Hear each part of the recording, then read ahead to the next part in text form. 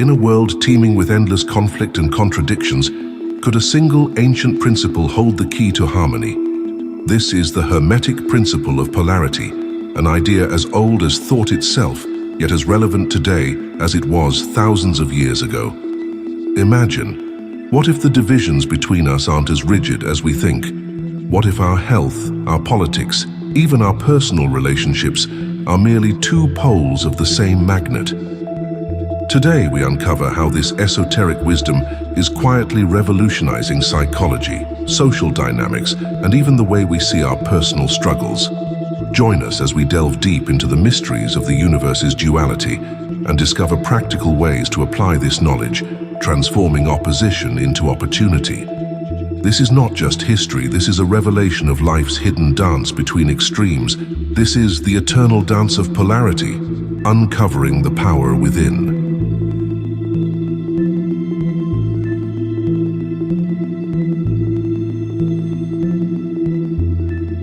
The fourth principle of Hermeticism, known as the Principle of Polarity, posits the existence of dual aspects in all things. This principle illustrates that every entity has a dual nature, an antithesis, with a spectrum lying between these 2 points.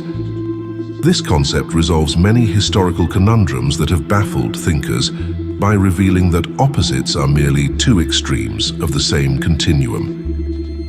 Throughout history, humans have intuitively grasped this idea, trying to articulate it through various proverbs like "what is also isn't," or "truths contain elements of untruth," and observations that every argument has another side, just like every shield has a front and back. The Hermetic wisdom suggests that what appears to be opposing forces are in fact not so much opposed as they are varied by degree. This wisdom further explains that antagonistic elements can be harmonized and that the essence of contradiction is uniformity, differing only in scale. This concept of duality is observable in everything upon closer scrutiny.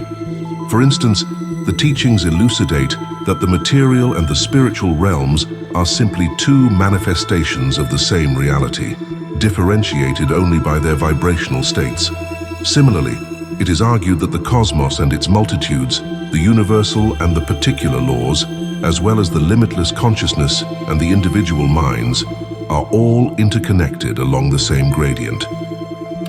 Moving to the realm of the tangible, the principle is exemplified by the relationship between hot and cold. These are not distinct entities, but simply variations along a temperature scale. Thermometers measure this gradient with no definitive point, where cold ends and heat begins, just a continuum of temperatures, each one slightly warmer or cooler than the next. This absence of an absolute measure means that hot and cold are relative terms. They exist in relation to each other without a clear boundary. Similarly, the concepts of high and low are interrelated. What we consider high in one context may be low in another. Take, for instance, the concept of east and west. If you travel far enough east, you're effectively heading west from your point of origin. This circular journey shows that such terms are relative. The same principle applies to light and darkness, with a spectrum of shades between them. In music, the notes progress from one C to the next with varying tones in between, yet the start and end points are characterized by the same note. Colors also demonstrate this gradation, from deep violet to vibrant red, differentiated only by their frequency. Size, sound, texture, and even concepts like sharpness or dullness are all subject to this relative comparison. Even in the realm of electricity, positive and negative are not separate forces, but endpoints on a scale of charge.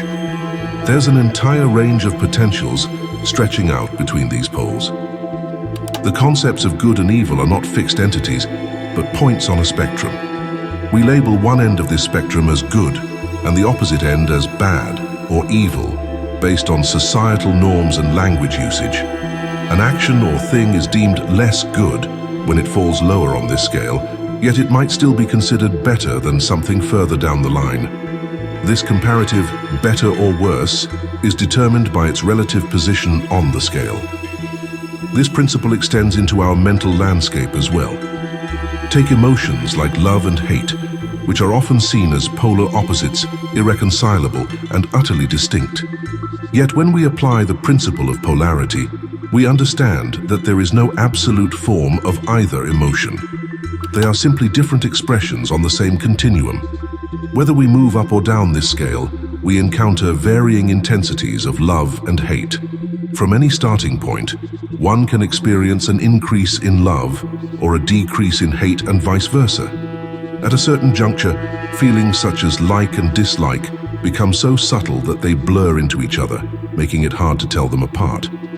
This principle is not limited to emotions either. It applies universally, as seen with courage and fear.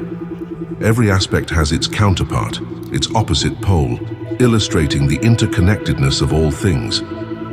The concept taught by Hermetic philosophy is that one can transform one state of mind into another by understanding the law of polarization.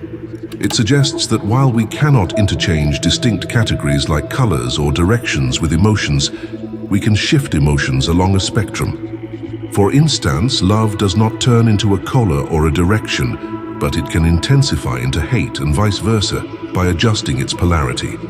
Bravery can evolve into fear, and the reverse is also possible. Things that are hard can become soft.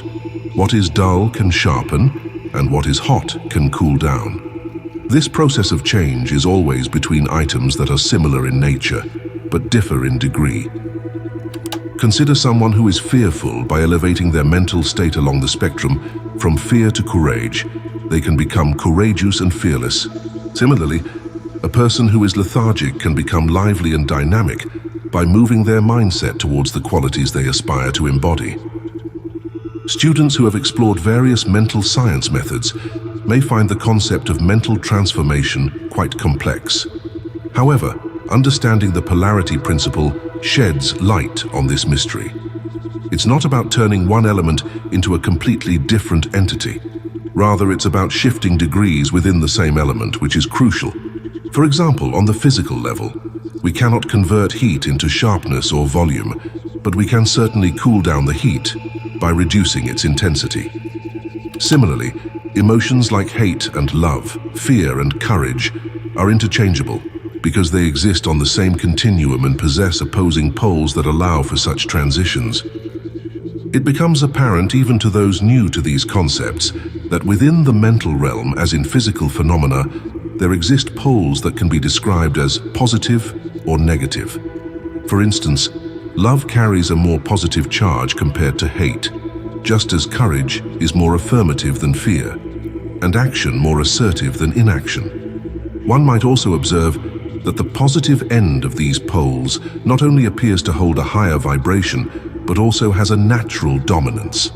This inclination towards the more active positive pole is a consistent trait observed in nature. Exploring the art of polarization, we see it's not only about adjusting our own mindset, but also about the ripple effect one mind can have on another. This is particularly evident in the realm of mental influence, a topic that has sparked much discussion recently.